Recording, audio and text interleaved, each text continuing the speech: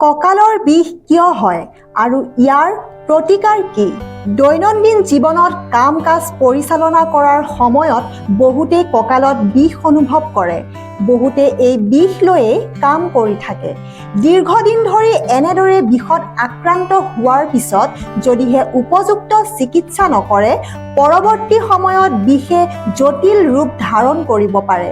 সচৰাচৰ দেখা যায় যে বহুতেই কঁকালৰ বিষত আক্ৰান্ত হোৱা বুলি জানিব পাৰিও চিকিৎসা কৰিবলৈ আগ্ৰহী নহয়। বয়সৰ বেমাৰ বুলি ভাবিয়েই চিকিৎসাৰ পৰা আঁতৰি থাকে। ফলত কিছুমানৰ কঁকাল হালি যায়, কাম কৰোঁতে হালি পৰিবলগীয়া হয়। কঁকালৰ বিষ যিকোনো বয়সৰ লোকৰে হ'ব পাৰে। প্ৰায়ভাগৰে মনত এটা ভ্ৰান্ত ধাৰণা আছে যে বয়সস্থ লোকৰহে কঁকালৰ বিষ হয়। সাধাৰণতে ৩০ বছৰৰ পিছত এই ৰোগ বেছিকৈ হোৱা দেখা যায়।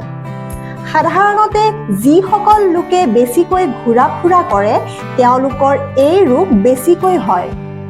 দীৰ্ঘ সময় গাড়ী চলোৱা বা ভ্ৰমণলৈ যোৱা, দীৰ্ঘ দূৰত্ব খোজ কাঢ়ি যোৱা আদি লোকৰ কঁকালৰ বিষ হোৱাৰ শংকা বেছি।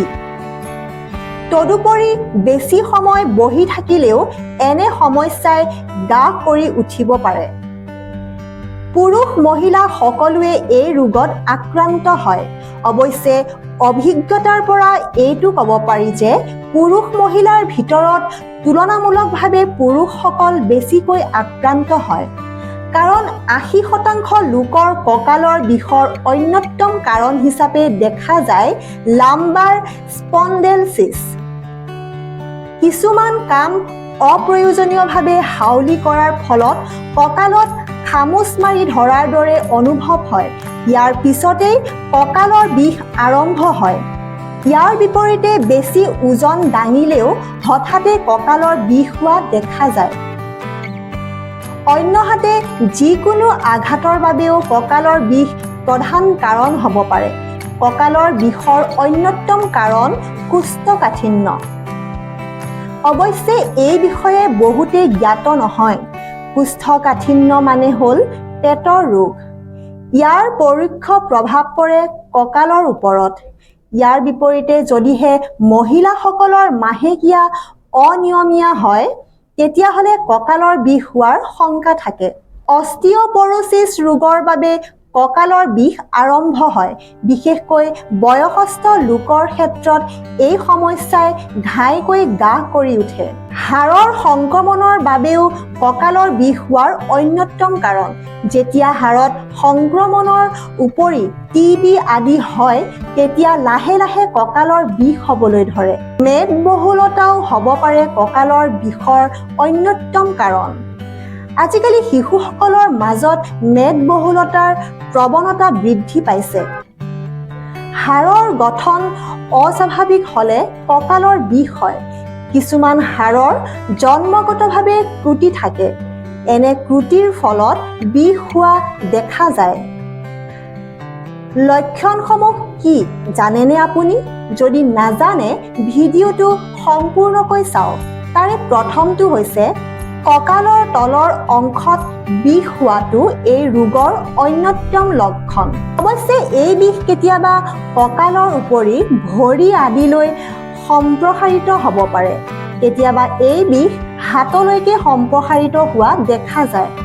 সন্মুখৰ তলপেটৰ বিষ হোৱাটো কঁকালৰ বিষৰ আন এক লক্ষণ। যিকোনো কাম কৰিলে, বিশেষকৈ তলফালে হাউলি কাম কৰিলে বিষাবলৈ আৰম্ভ কৰে। কঁকালৰ বিষ হ'লে আঙুলিও দুৰ্বল হৈ পৰিব পাৰে। কিছুমানে এই ৰোগত আক্ৰান্ত হ'লে কঁকাল স্পৰ্শ কৰিলেও অনুভৱ নকৰে। স্নায়ৱিক দুৰ্বলতা এই ৰোগৰ আন এক লক্ষণ বুলি কোৱা হয়। স্লিপ ডিস্ক হোৱাটো কঁকালৰ বিষৰ আন এক লক্ষণ। কঁকালৰ বিষ কোনো নতুন সমস্যা নহয়। সমগ্ৰ বিশ্বৰে ৮০% লোক কঁকালৰ বিষত আক্ৰান্ত।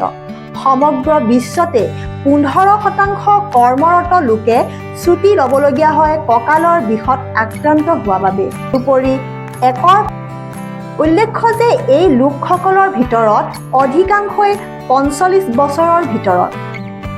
সকলো সময়তে কঁকালৰ বিষৰ কাৰণে স্পণ্ডেলাইটিছ নহ'ব পাৰে। কিছুমানৰ ক্ষেত্ৰত দেখা যায় যে কোনো জটিল ৰোগৰ লক্ষণ কঁকালৰ বিষৰ যোগেদি ফুটি উঠে।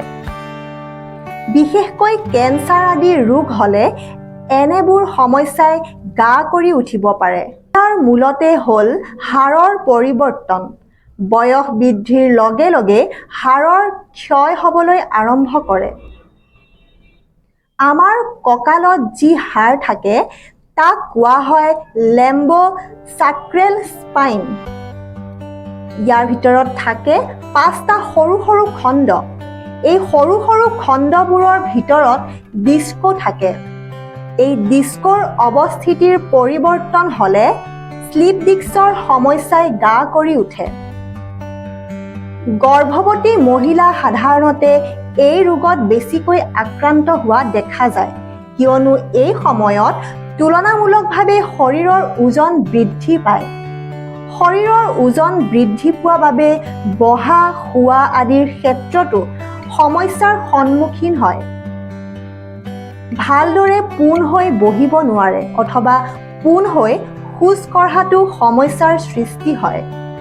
শেহতীয়াভাৱে গৱেষকসকলে এই বুলি মন্তব্য কৰিছে যে গৰ্ভাৱস্থাত 50ৰ পৰা 70% মহিলাৰ কঁকালৰ বিষ হয়। কঁকালৰ বিষৰ অস্ত্ৰোপচাৰ।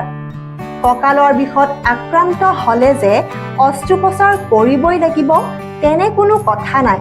সাধাৰণতে ঔষধ, ব্যায়াম আদিৰে এই ৰোগৰ চিকিৎসা কৰা হয়। কিন্তু কিছুমানৰ টিউমাৰ আদি হ'লে অথবা আঘাতৰ বাবে কঁকালৰ বিষ হ'লে অস্ত্ৰোপচাৰ কৰিবলগীয়া হয়। 80% ৰোগীৰ ক্ষেত্ৰতে অস্ত্ৰোপচাৰৰ প্ৰয়োজন নাথাকে। মাত্ৰ 20% ৰোগীৰহে অস্ত্ৰোপচাৰ কৰিবলগীয়া হয়। কঁকালৰ বিষৰ চিকিৎসা।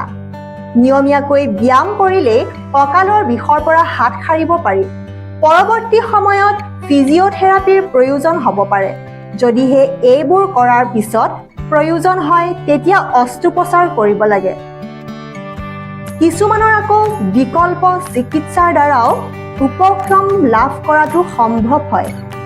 কেনেধৰণৰ সাৱধানতা অৱলম্বন কৰিব লাগে? এনে ৰোগত আক্ৰান্ত ৰোগীয়ে গধুৰ বস্তু দাঙিব নালাগে, কিয়নো গধুৰ বস্তু দাঙিলে শৰীৰৰ আন অংশৰ দৰে কঁকালৰ ওপৰত চাপ পৰে। সন্মুখৰ ফালে হাউলি দীৰ্ঘ সময় কাম কৰিব নালাগে।